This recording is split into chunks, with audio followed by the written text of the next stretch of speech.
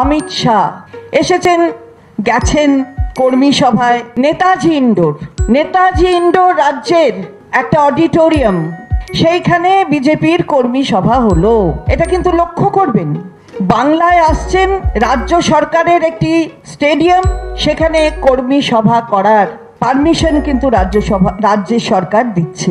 আচ্ছা, এমনটা কি হতো যদি এখান থেকে তৃণমূল কংগ্রেসের কেউ অন্য রাজ্যে যেত, বিজেপি শাসিত রাজ্যে কোনো স্টেডিয়ামে, যদি গুজরাটে ওই স্টেডিয়ামে যেতে হতো, পারমিশন পাওয়া যেত?